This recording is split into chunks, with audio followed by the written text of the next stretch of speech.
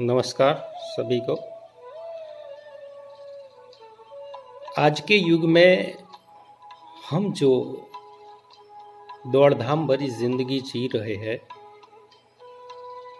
उसके पीछे हमारी अपेक्षाएं, हमारी इच्छाएं निरंतर कार्य करती हैं। इच्छाएं, अपेक्षाएं जो कभी पूरी नहीं होने वाली है, क्योंकि आप खुद सोचिए कि जब जब हमने कोई भी इच्छा की, उसके लिए हमने बहुत सारे मंदिरों में पूजा की, बहुत सारी जगहों पे दुआएं मांगी, चलो वो पूरी हो गई। किंतु क्या पूरी होने के बाद आपको उसका आत्मसंतोष हुआ? कभी नहीं। ये आत्मसंतोष की बात है, वो कभी नहीं होता है, क्योंकि इच्छाओं का जो चक्र है वो हमेशा घूमता रहता है और इच्छाओं के चक्र में हम जो है वो साथ साथ घूमते हैं। आदमी प्रत्येक चीज अपनी इच्छाओं की पूर्ति के लिए करता है, चाहे वो जो भी हो। कोई चोरी करता है, कोई अच्छे कार्य करता है, कोई बुरे कार्य करता है, किंतु उसके पीछे उसकी इच्छा पूर्ति मुख्य रूप से होती है। इच्छाओं की पूर्ति कब होती है? कई इच्छाएं ऐसी होती है जो हमें दमन करनी पड़ती है और दमन करने के बाद वो भीतर ही भीतर सिकुड़ती जाती है। जो इच्छाएं पूर्ण नहीं होती है वह कहीं भीतर में पड़ी होती है, या तो वो उसका नेगेटिव स्वरूप हमारे सामने आता है। किंतु प्रत्येक इच्छा पूर्ण हो वो भी ठीक नहीं है। हमें ये ध्यान रखना पड़ेगा कि कौन सी इच्छा कब पूर्ण होनी चाहिए, क्योंकि मैं हमेशा आपसे ये कहता हूं कि हमारे लिए जो अच्छा होता है वही होता है। उसका परिणाम भले भविष्य में हमें दिखाई पड़ता हो, वर्तमान में हमें ये पता नहीं चलता है, क्योंकि वर्तमान में जो आपके लिए अच्छा हो रहा है वो आपको बुरा ही लगेगा और उस दौर से गुजरते हुए हम बहुत निराश हो जाते हैं। तो इच्छा पूर्ति एक ऐसी चीज है जो हमें अपने आप ही कंट्रोल करनी पड़ती है। आप अपने बच्चों को कुछ चीज देंगे तो उसकी इच्छा पूर्ति हो जाएगी, किंतु उसके बाद उसकी इच्छा और पाने की होगी, तो उसके लिए वो आपको और प्रयत्न करना पड़ेगा। उसकी इच्छा पूरी नहीं होगी तो वो रोएगा, कुछ फेंक देगा, ऐसी बहुत सारी चीजें उसके साथ होगी। तो क्या करें? क्योंकि सृष्टि का सर्जन और सृष्टि का जो गति है, उसकी निरंतर गति जो है वो आदमी की इच्छाओं से चलती है। अगर आपके मन में मान लीजिए कि इच्छा ही न हो, मान लीजिए कि आपको कुछ करने की इच्छा ही न हो, आपको कुछ चीज खाने की इच्छा न हो, कुछ खरीदने की इच्छा न हो, तो ये चक्र जो है संसार का वो कभी नहीं चलेगा। उसको चलाने के लिए इच्छा जो है वो उत्पन्न होती है, किंतु सभी इच्छाओं का मूल जो है ये अपने भीतर ही है।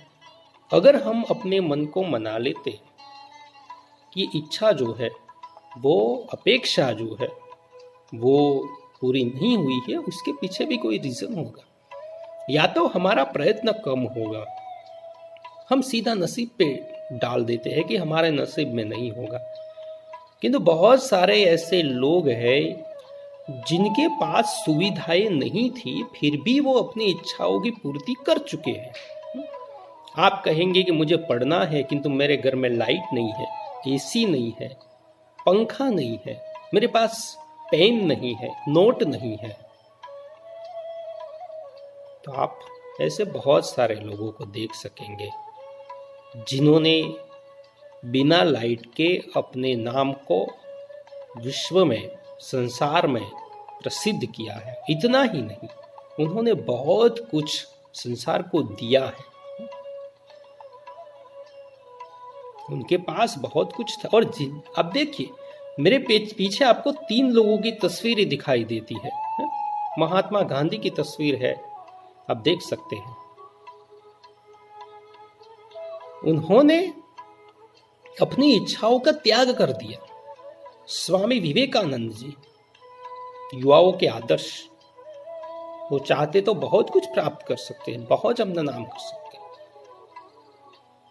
किंतु उन्होंने भी एक सन्यासी का जीवन धारण किया और पूरे संसार में वो प्रसिद्ध हुए। और तीसरे डॉक्टर भीमराव अंबेडकर, जो असुविधाओं में पैदा हुए और उन्होंने अपना लक्ष्य लोगों को सुविधा देना समझा। उनके पास भी लाइट नहीं थी, फिर भी वो किसी बत्ती के नीचे बैठ के पढ़ते थे और इतनी सारी डिग्रियां उन्होंने प्राप्त की है जो दूसरों के पास भी आज भी नहीं है। तो बहानेबाजी जो है वो हम कर सकते हैं, किंतु बहानेबाजी से ऊपर उठकर हम ऐसी इच्छाएं जो विस्तृत हो, जो समष्टि के लिए हो, पूरे संसार को किस प्रकार से उपयोग में ला सके, उस प्रकार की इच्छाओं की पूर्ति के लिए अपने विल पावर को, अपनी मन की शक्ति को पूरे जोश के साथ लगाना पड़ता है। किसी भी काम को करने के लिए पूरी शक्ति लगाना उस काम की सफलता का मूल है। हम एक प्रयत्न कर लेते हो और कहते हैं कि ये पूरा नहीं हो रहा है, तो इसमें हमारी ये विल पावर जो है वो हमें उपयोग में लाना पड़ेगा। सबके भीतर शक्ति है, उसको जागृत करनी पड़ती है। आप कोई भी कार्य कर सकते हैं, क्योंकि संसार में जिन लोगों ने असंभव कार्य किए हैं वो भी मनुष्य ही थे, वो अलग मिट्टी के नहीं थे, उस हमारी तरह वो भी थे, किंतु उन्होंने प्रयत्न किया। हम किसी सफल व्यक्ति की सफलता को देख लेते हैं और हम समझते हैं कि इसको तो ये था इसलिए हो गया, उसको तो ये सुविधा थी इसके लिए सफल हो गया। किंतु हम ये छोड़ दें और ऐसी बातों पे ध्यान दें कि अगर वो सफल हुआ है तो मैं क्यों नहीं हो सकता। छात्र जीवन में बहुत सारे लोग अपना लक्ष्य बनाते हैं, किंतु थोड़ी सी बहुत असफलता मिल जाती है तो वो छोड़ देते हैं, चलो हमसे नहीं होगा। क्यों नहीं होगा? होगा, जरूर होगा, किंतु उसके लिए आपको निरंतर गति से प्रयत्न करना पड़ेगा। निरंतरता एक किसी भी सफलता का मूल है। निरंतरता होनी चाहिए। आदमी सृष्टि में जन्म लेता है, उससे निरंतर अपनी जैसे धड़कन निरंतर चलती है, आंख निरंतर फड़कती है, अपनी जीवा निरंतर चलती है, ये केश जो है निरंतर बढ़ते जाते हैं, नाखून निरंतर बढ़ते जाते हैं, तो ये कंटिन्यूटी जो है वो चलती ही रहती है। उसी प्रकार हमारे कर्म की कंटिन्यूटी भी चलनी चाहिए, और ये चक्र जब तक चलता रहेगा तब तक हम सफल जरूर होंगे। और मान लीजिए कि असफल होते हैं, तो असफल होना ये सफलता से और भी बड़ी सफलता है, क्योंकि असफल होने के बाद अगर आदमी दुगने जोश से नहीं उठता है तो अपने भीतर कमी है, ये मान लीजिए। असफल हो जाते हैं, इसका मतलब ये है कि आप जो कार्य कर रहे हैं उसके लिए कहीं ना कहीं कमी है, उसको सुधारिए। और असफल हो जाएंगे तो इसका मतलब ये नहीं है कि आप भविष्य में सफल नहीं हो सकते हैं, आप भविष्य में सफल जरूर होंगे और दुगनी सफलता आपको मिलेगी। थोड़ा सा नहीं चढ़ पाए तो क्या हुआ? ढलान सबको चाहिए, किंतु अगर ढलान के न होने के बावजूद भी अगर वो चलता है, चढ़ता है, दुनिया उसकी नजर में रखती है,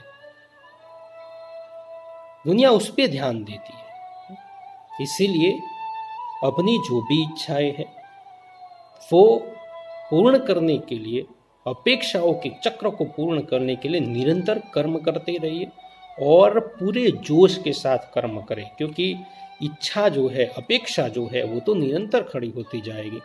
कौन सी इच्छा है, किस समय, किस प्रकार से पूरी करनी है, वो आपके ऊपर डिपेंड है, आपके ऊपर निर्भर है।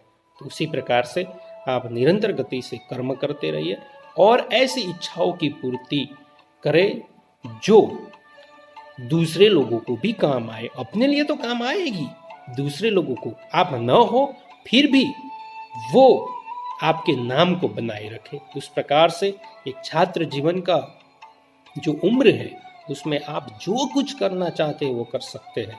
आपकी जो ऊर्जा है, आपकी जो शक्ति है, वो आप उसको पॉजिटिव कहीं भी यूज़ करें और उसमें से जो भी आपको आउटपुट मिलता है उसको स्वीकार करें। बहुत बहुत धन्यवाद। Thank you.